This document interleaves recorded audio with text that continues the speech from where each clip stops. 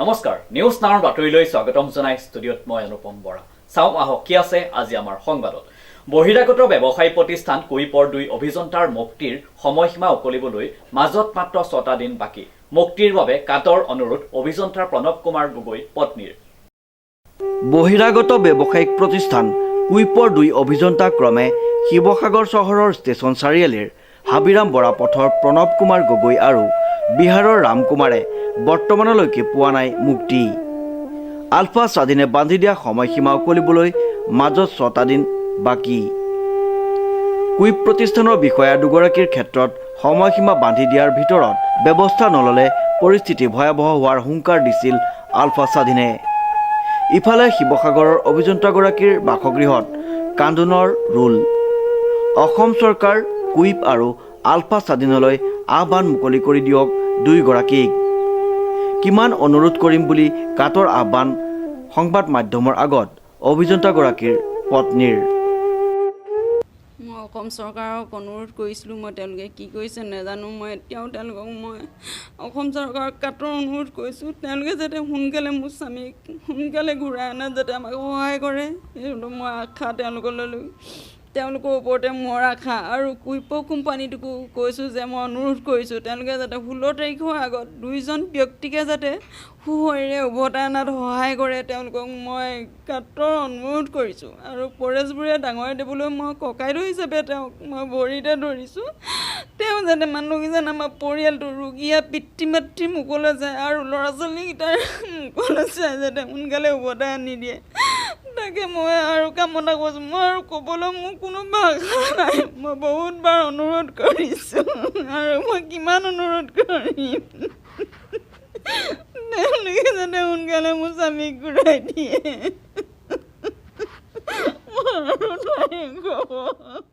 মই স্বয়ং মুখ্যমন্ত্ৰী ডাঙৰীয়া দিব সৰ্বানন্দ সোণোৱাল ডাঙৰীয়া দিবক মই ভৰি হাতে ধৰি মই জেৰেঙা পেটত লগ কৰি তেওঁক মই কাটৰ অনুৰোধ কৰিছিলোঁ যাতে মোৰ স্বামীক সোনকালে ঘূৰাই আনি দিয়ে কিন্তু তেওঁলোকে কি কৈছে মই নাজানো তেওঁলোকে আলোচনা কৰিছোঁ বুলি কৈছে মোৰ বহুত দিন 1.5 মাহ দিন পাৰ হৈ গৈছে এতিয়ালৈকে মোৰ স্বামী ঘূৰি আহিব পৰা নাই এতিয়াও তেওঁক মই কাটৰ অনুৰোধ কৰিছোঁ সোনকালে যাতে ঘূৰাই অনাত আমাক সহায় কৰে তেওঁলোকে পৰিয়ালটো মুকলৈ চাই যাতে সৰকাৰি কোনো ব্যক্তি আপনাৰ ওচৰলৈ নিজেই কাষ চপা নাই নেকি বৰ্তমান পৰ্যন্ত চৰকাৰী ব্যক্তি হিচাপে তেওঁলোকে নাই মোৰ ওচৰলৈ কোনো এই কুশল দেউৰী ছাৰ আহিছে আৰু কোন কোন আহিছিলে মই এতিয়া তেনেকৈ মনত নাই তেওঁক মই লগ কৰিছিলোঁ বাৰু আপোনাৰ ঘৰলৈ কোন কোন আহিছে মোৰ ঘৰলৈ আহিছে মোৰ কি কয় কৌশিক ফুকন ডাঙৰীয়া দেৱ আহিছে আৰু ইয়াৰ পৰা ডিজি ছাৰ এজন পঠিয়াইছিলে মোৰ ওচৰলৈ খবৰ ল'বলৈ মানে আহিছে মন্ত্ৰী মিনিষ্টাৰ কোনোবা নাই কুশল দেউৰী ছাৰ আহিছে কোনো মন্ত্ৰী অহা নাই নাই চৰকাৰৰ প্ৰতি মোৰ এইটোৱে আহ্বান তেওঁলোকে যাতে সোনকালে মোৰ স্বামীক ঘৰলৈ উভতানাত সহায় কৰে এইটোৱে মোৰ আহ্বান অসম চৰকাৰলৈ কংকনজ্যোতি শৰ্মাৰ ৰিপৰ্ট নিউজ নাও 24/7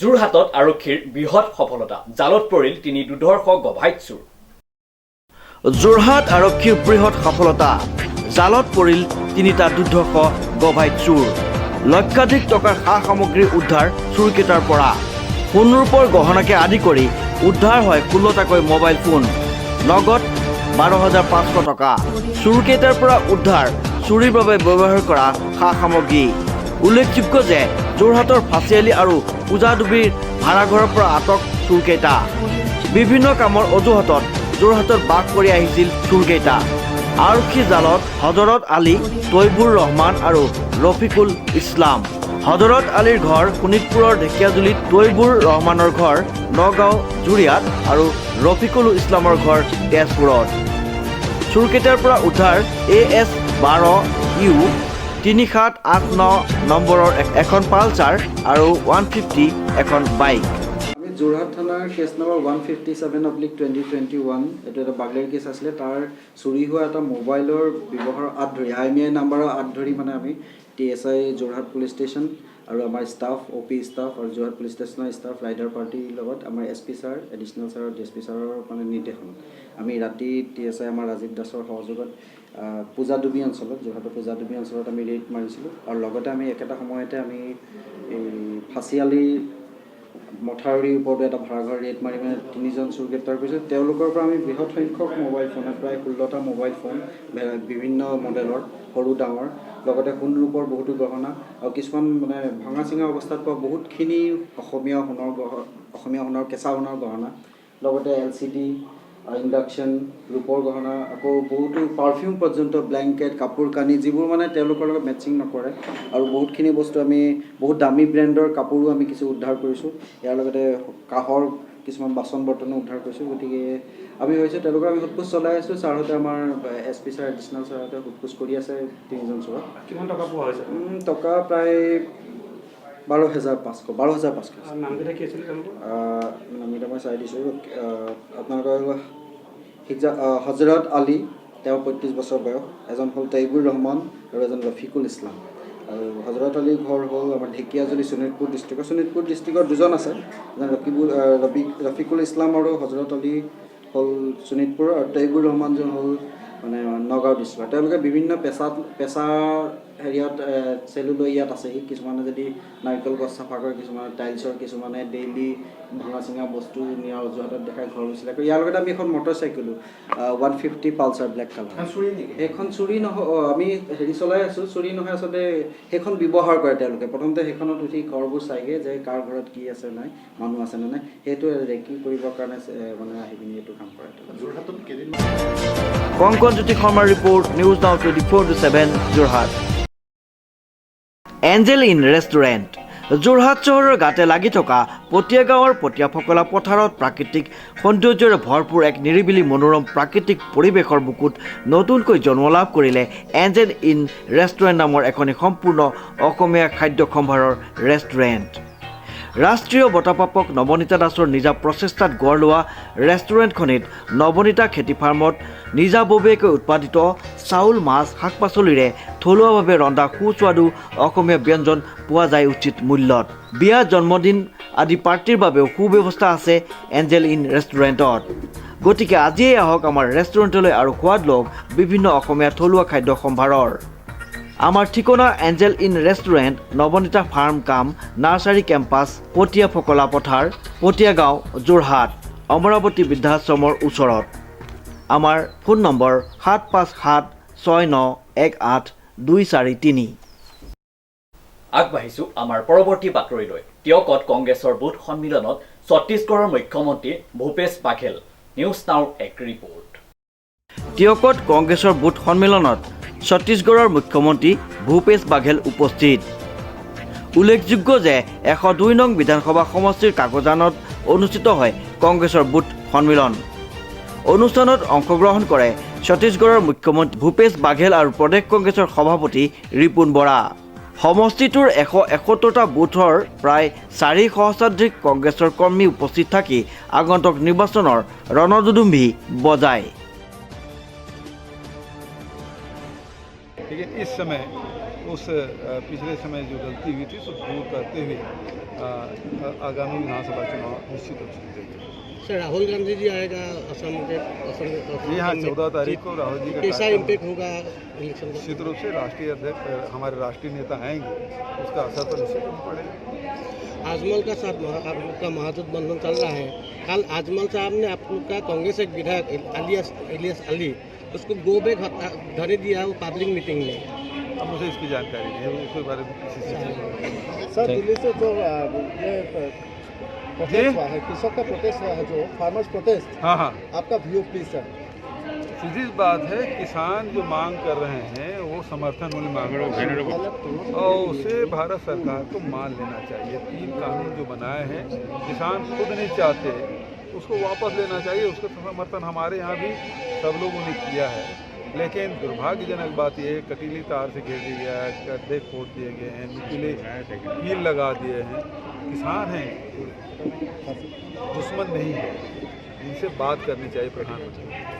हाँ, सब में कैसा होगा कांग्रेस का फलाफल?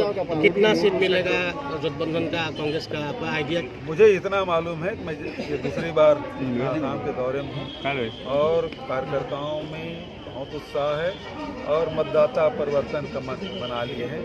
आने वाले समय कांग्रेस और गठबंधन की सरकार होगी। टियोग का आज देखा, टियोग में बहुत कर्मी का वो वर्कर्स है। তেওঁলোকে ৩০০০ টকা দিছে কিয় যে মূল ইস্যুটো পাহৰাই ৰাখিবলৈ বাগানৰ মজদুৰৰ বাগানৰ শ্ৰমিকৰ মূল ইস্যু শ্ৰমিকক ৩০০০ নালাগে শ্ৰমিকক লাগে জনজাতিকৰণ শ্ৰমিকক লাগে মাটিৰ পট্টা শ্ৰমিকৰ লাগে ল'ৰা ছোৱালীৰ চাকৰি আৰু শ্ৰমিকক লাগে তেওঁলোকৰ যিটো ৩৫১ টকা হাজিৰা আজি ১৬৭ টকা দি ৰাখিছে ইমান ঊৰ্ধ্বমুখী দামত ৩৫১ টকা যিটো হাজিৰা এইবিলাক বিজেপি চৰকাৰে দিম বুলি কৈছে আৰু দিম বুলি কৈ তেওঁলোকে ভোট লৈছিলে ১৬ চনত গতিকে এইবিলাক হৈছে মূল সমস্যা এতিয়া বিজেপিয়ে জানে যে এইবিলাক তেওঁলোকে নিদিয়ে শ্ৰমিকক ভোট লাগে গতিকে এই কথাবিলাক পাহৰাই ৰাখিবৰ কাৰণে কাৰোবাক এটা মোবাইল দিছে কাৰোবাক ৩০০০ টকা দিছে কিন্তু ৩০০০ টকা কাক দিছে অকল পাৰ্মানেণ্ট শ্ৰমিকখিনিক দিছে অস্থায়ী শ্ৰমিকখিনি যিখিনি টেম্পৰাৰী শ্ৰমিক আৰু যিবিলাক আমাৰ সৰু সৰু বাগিচা ক্ষুদ্ৰ চাহ বাগিচা এই ক্ষুদ্ৰ চাহ বাগিচাবিলাকতো আছে প্ৰায় ৬ লাখ শ্ৰমিক আছে কোনোবাখন বাগানত ২০জন ২৫জন ৩০জনকৈ এইবিলাককতো তেওঁলোকে নাই দিয়া গতিকে এইকাৰণে বিজেপি এইটো হৈছে কেৱল তেওঁলোকৰ ভোট কিনিবৰ বাবে তেওঁলোকে এইটো ব্যৱহাৰ কৰিছে কিন্তু ৰাইজে বুজি টিয়কৰ পৰা মাধুৰ্য বৰাৰ ৰিপৰ্ট নিউজ নাও 24/7 যোৰহাট মৰাণত আছুৰ দুঘণ্টীয়া ধৰ্মঘটৰ কাৰ্যসূচী ৰূপায়ণ নিউজ নাওৰ এক ৰিপৰ্ট মৰাণৰ চৰাইদেউ জিলাৰ মাহমৰাত অপ্ৰয়োজনীয়ভাৱে আৰু নীতিবহুলভাৱে প্ৰদান কৰা অগ্নেয়াস্ত্ৰৰ অনুজ্ঞাপত্ৰ বাতিল কৰাৰ দাবীত মৰাণৰ চেপনত পুনৰ দুঘণ্টীয়া অৱস্থান ধৰ্মঘট কাৰ্যসূচী ৰূপায়ণ কৰে আমি চেপন আঞ্চলিক ছাত্ৰ সন্থাই আজি এই প্ৰতিবাদী স্থলীৰ পৰাই গৃহ বিভাগৰ দায়িত্বত থকা মুখ্যমন্ত্ৰী সৰ্বানন্দ সোণোৱালক আমি সকীয়াই দিব খুজিছোঁ তেওঁলোকে যি অপ্ৰয়োজনীয়ভাৱে বহিভূত অপ্ৰয়োজনীয়ভাৱে যিটো বন্ধুক লাইচেঞ্চ দিছে সেইটো অতি শীঘ্ৰে বাতিল কৰিব লাগে আৰু আমি কোনোপধ্যেই চেপনত যিসকল বন্ধুক দিয়া হৈছে বা বন্ধুক তেওঁলোকে চৰাইদেউ জিলাত দি থৈছে সেইবিলাক অতি শীঘ্ৰে বাতিল কৰিব লাগে অন্যথা কিন্তু আমি চেপন আঞ্চলিক ছাত্ৰ সন্থাই ধাৰাবাহিকভাৱে আন্দোলন গঢ়ি তুলিম আমি চৰাইদেউ জিলাখনত আমি ছাত্ৰ সন্থাই আমি এই বিষয়টোৰ ওপৰত আমি কেইবালানিও কাৰ্যসূচী লৈছোঁ কাৰণ আমি দেখিছোঁ যে চৰাইদেউ জিলাখনত বহু লোকক অপ্ৰয়োজনীয় আৰু নীতিবহিৰ্ভূতভাৱে বহু লোকক আগ্নেয়াস্ত্ৰৰ অনুজ্ঞাপত্ৰ প্ৰদান কৰা হৈছে আৰু যাৰ ফলস্বৰূপে গোটেই জিলাখনত সন্ত্ৰাসৰ সৃষ্টি হৈছে ইতিমধ্যে আপুনি গম পাইছে যোৱা কিছুদিনৰ আগতে মৰাণত এটা গুলীচালনা ঘটনা সংঘটিত হৈছে তাৰ পৰৱৰ্তী পৰ্যায়ত আৰু এটা মাহমৰাৰ বিধানসভা সমষ্টি আমাৰ কচুমাৰীত মিলনপুৰ গাঁও পঞ্চায়তৰ সভাপতিজনে মানুহৰ ঘৰত গৈ বন্ধুকে তেখেতে আচলতে বন্ধুঘৰত দেখাই পিনি ভাবুকি দিছিলে আচলতে এই কথাটো ইতিমধ্যে সংবাদ মাধ্যমত প্ৰচাৰ হৈ গৈছিলে গতিকে আমি এই বিষয়টো লৈ আমি ছাত্ৰ সন্থাই কেইবাবাৰ আন্দোলন কৰাৰ পিছতো আজিলৈকে কিন্তু গৃহ বিভাগে কোনো ধৰণৰ যাৱতীয় ব্যৱস্থা গ্ৰহণ কৰা নাই গতিকে আমি পুনৰবাৰ আজি ইয়াৰ পৰা আমি চেপনৰ প্ৰতিবাদী স্থলৰ পৰা আমি পুনৰবাৰ আমি সজোৰে দাবী উত্থাপন কৰিছোঁ যে গৃহ বিভাগে অতি সোনকালে এই বিষয়টোৰ ওপৰত উচ্চ পৰ্যায়ত তদন্ত কৰি আৰু যিবিলাক অবৈধভাৱে আৰু অপ্ৰয়োজনীয়ভাৱে লাইচেঞ্চ দিয়া হৈছে লাইচেঞ্চ বাতিল কৰিবৰ কাৰণে আমি ছাত্ৰ সন্থাই সজোৰে দাবী উত্থাপন কৰিলোঁ মৰাণৰ পৰা ৰাজু মিশ্ৰৰ ৰিপৰ্ট নিউজ নাও 24/7 এতিয়া ঘৰ নিৰ্মাণ কৰাটো কিমান যে সহজ হৈ পৰিছে কি হ'ব এতিয়া ইমানবোৰ কাম এতিয়াও বাকী আছে হয় এতিয়াও যে কিমান বস্তু কিনিবলৈ বাকী আছে কেনেকৈ সম্পূৰ্ণ হ'ব এই গৃহ নিৰ্মাণৰ কাম চিন্তা নকৰিব ভিনদেউ লাইফষ্টাইল হোম কালেকশ্যন আছে নহয় য'ত সকলো ধৰণৰ সামগ্ৰী একেখন প্ৰতিষ্ঠানতে পোৱা যায় আটাইতকৈ ডাঙৰ কথাটো হ'ল য'ত উচিত মূল্য আৰু উচিত মানদণ্ডৰ সামগ্ৰী উপলব্ধ আমাৰ প্ৰতিষ্ঠানত পোৱা যায় tiles sanitary bath fitting modular kitchen painting wallpaper plywood furniture fitting UPVC দুৱাৰ খিৰিকী ইলেক্ট্ৰিকেল সামগ্ৰী চিমনি আদিৰ লগতে আৰ্কিটেকচাৰ আৰু ইণ্টেৰিয়ৰ সুবিধাও গোটেই মিস্ত্ৰীও তাতে পাব আপোনাৰ সপোন সফল হোৱাৰ একমাত্ৰ প্ৰতিষ্ঠান লাইফষ্টাইল হোম কালেকশ্যনত নেক্সট যোৰহাটৰ অৱসৰপ্ৰাপ্ত বিজ্ঞানীৰ উদ্যোগত প্ৰস্তুত কৰা হৈছে বিভিন্ন ধৰণৰ সুগন্ধিযুক্তৰ মম নিউজ নাওৰ এক ৰিপৰ্ট যোৰহাট চহৰৰ শেৱালীনগৰ পুলিবৰ নিবাসী নেক্সটৰ অৱসৰপ্ৰাপ্ত দুগৰাকী বিজ্ঞানী ডক্টৰ পিনাকী সেনগুপ্তা আৰু অলকানন্দ সেনগুপ্তাই ঘৰতে নেক্সটৰ টেকনলজি ব্যৱহাৰ কৰি সুগন্ধি মহ খেদোৱা মম নিৰ্মাণ কৰি কিছু পৰিমাণে নিবনুৱা সমস্যা দূৰ কৰিবলৈ আৰু স্বাৱলম্বিতা হোৱাৰ নিদৰ্শন দাঙি ধৰিছে বিশেষকৈ মহিলাসকলক উক্ত ঘৰুৱা উদ্যোগটোত কৰ্ম সংস্থাপন দি মহিলা সবলীকৰণৰ বাবে বিশেষভাৱে কাম কৰি গৈছে বিজ্ঞানী দুগৰাকীয়ে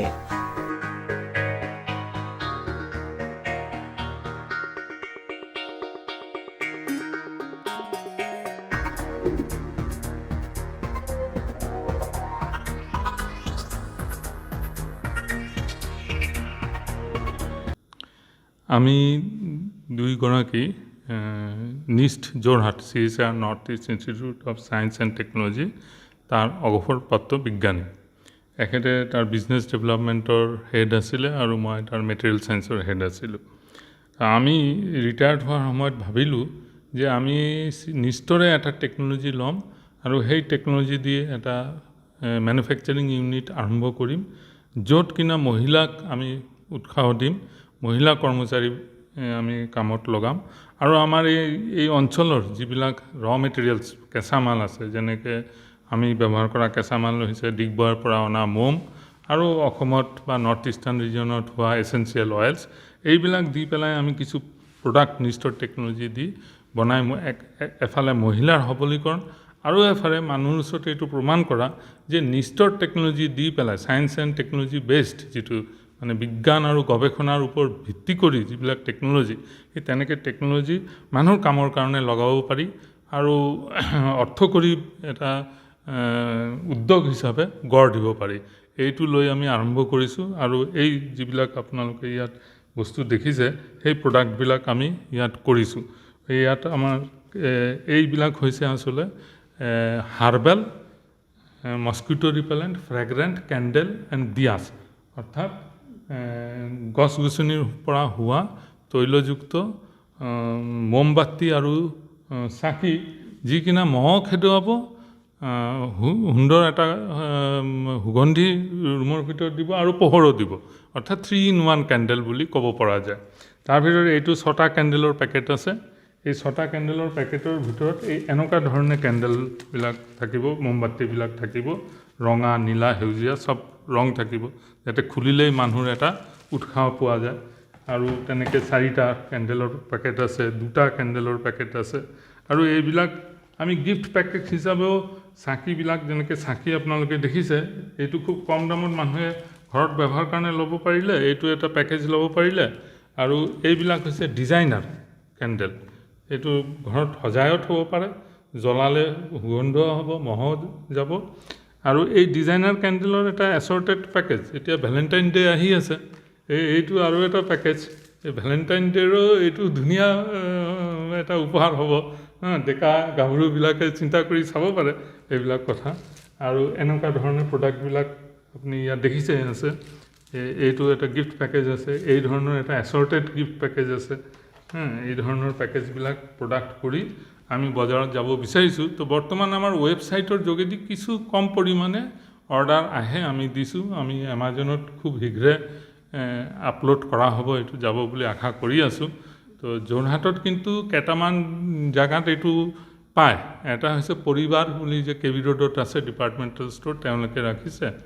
আৰু এটা KP ষ্ট'ৰ, এই আমাৰ অসম প্ৰেছৰ ওচৰত যিটো কটকী পুখুৰীত, তেওঁলোকেতো খুব এনকাৰেজ আমাক কৰে, মানে প্ৰথমৰ পৰাই এনকাৰেজ কৰিছে, পৰিবাৰেও এনকাৰেজ কৰিছে এইটো। আৰু কাৰ্নেশ্যন ফ্লৰিষ্ট বুলি এটা ফুলৰ দোকান আছে এই গড়ালিত, মিছেছ পুৰবী চেতিয়া, তেওঁৰ এইটো ফুলৰ দোকান। তো সেইটো দোকানত এইটো আছে। কোনোবাই কাৰোবাক যদি ফুলৰ এটা বুকে লগত এই এনেকুৱা ডিজাইনাৰ কেণ্ডেল, খুব ধুনীয়া পেকেজিং হয়। আৰু আমাৰ এয়াৰফ'ৰ্চৰ ভিতৰত যিটো air force officers wife welfare association, তেওঁলোকে লৈছে, তেওঁলোকৰ তাত থৈছে। তো আমি অন্যান্য কিছুমান জেগাত চেষ্টা কৰি আছোঁ। মাইনাৰ সহযোগত অনুপম বৰাৰ report, news now 24/7 Jorhat. ৰিপশ্ৰী ladies therapy আৰু চেহনাজ ট্ৰেইনিং চেণ্টাৰ, সকলোৰে বিশ্বাসযোগ্য এটি সৌন্দৰ্য চৰ্চাৰ নিৰ্ভৰযোগ্য প্ৰতিষ্ঠান। আমাৰ ঠিকনা কটকী পুখুৰী, এটি ৰোড, ষ্টেট বেংকৰ কাষত। আগবাঢ়িছোঁ আমাৰ পৰৱৰ্তী বাতৰিলৈ। যোৰহাটৰ মইনাপৰীয়া নামঘৰত অনুষ্ঠিত হৈ যায় অসমীয়া বোলছবিৰ গৰুৰ এক সজাগতা অনুষ্ঠান। নিউজ নাওৰ এক ৰিপৰ্ট। যোৰহাটৰ মইনাপৰীয়া নামঘৰত অসমীয়া বোলছবি গৰুৰ সজাগতা অনুষ্ঠান সম্পন্ন হৈ যায় যোৱা 7 ফেব্ৰুৱাৰীত। যোৰহাটৰ সামাজিক সাংস্কৃতিক অনুষ্ঠান দ্য ইভেণ্টে মইনাপৰীয়া নামঘৰত হিমাংশু প্ৰসাদ দাসৰ পৰিচালিত অসমীয়া বোলছবি গৰুৰ সজাগতা আৰু সৃষ্টিমূলক প্ৰচাৰৰ শুভাৰম্ভ কৰে। সামাজিক সাংস্কৃতিক আৰু শৈক্ষিক অনুষ্ঠান প্ৰজ্ঞাসাৰথীৰ সমন্বয়ক দিগন্ত বৰুৱা, মইনাপৰীয়া সমাজ কল্যাণ সংঘৰ কৰ্মকৰ্তা চন্দন নেওগ, মৃদুল বৰা, ৰুবুল দত্ত, ৰঞ্জিত নেওগ, দ্য ইভেণ্টৰ সভাপতি সমীৰ ৰয়ৰ প্ৰমুখ্যে ভালেসংখ্যক বিশিষ্ট লোক উপস্থিত থকা অনুষ্ঠানত জ্যেষ্ঠ সাংবাদিক দিলীপ ভূঞাই কয় যে পুনৰ অসমীয়া বোলছবিলৈ সোণালী দিন ঘূৰাই অনাৰ বাবে দ্য ইভেণ্টে সজাগতাৰ বাবে লোৱা অবিৰত প্ৰচেষ্টা প্ৰশংসনীয়। উল্লেখযোগ্য যে 2017 চনৰ পৰা অনুষ্ঠানটোৱে অসমীয়া বোলছবিৰ প্ৰচাৰ আৰু প্ৰসাৰৰ বাবে কাম কৰি আহিছে। বৰ সুখৰ বতৰা মইনাপুৰীয়া ঐতিহ্যমণ্ডিত মইনাপুৰীয়া নামঘৰ প্ৰাংগণত উপস্থিত হৈছেহি সামাজিক সাংস্কৃতিক অনুষ্ঠান দ্য ইভেণ্ট। এই অনুষ্ঠানটিয়ে অসমীয়া চলচ্চিত্ৰ জগতখনক আগবঢ়াই নিয়াৰ ক্ষেত্ৰত অহোপুৰুষাৰ্থ চেষ্টা কৰি আহিছে আৰু তেখেতসকলে সামাজিক সাংস্কৃতিক এক অনুষ্ঠান, এই অনুষ্ঠানটোৱে কিন্তু অসমীয়া চিনেমাক জনমুখী কৰিবৰ কাৰণে যি পদক্ষেপ গ্ৰহণ কৰিছে সি সঁচাই আদৰণীয় আৰু আমি আহ্বান জনাইছোঁ সমগ্ৰ অসমবাসীক আহ্বান জনাইছোঁ আহিব লগা এই গৰু চিনেমাখন আপোনালোকে চাই মনোৰঞ্জন কৰাৰ লগতে অসমীয়া চিনেমাক অসমীয়া চলচ্চিত্ৰক যাতে জনমুখী কৰিব পাৰি তাৰ কাৰণে যাতে নিৰন্তৰ প্ৰয়াস অব্যাহত ৰাখে। আশা কৰিছোঁ অনাগত দিনবোৰতো অসমীয়া ৰাইজে ছবিসমূহ চাই পুনৰ সোণালী সুদিন আনিবলৈ চেষ্টা কৰিব আৰু আমাৰ দিগন্ত বৰুৱা সমাজসেৱক আছে তেওঁলোকৰ কথা আমি শুনিব বিচাৰিছোঁ।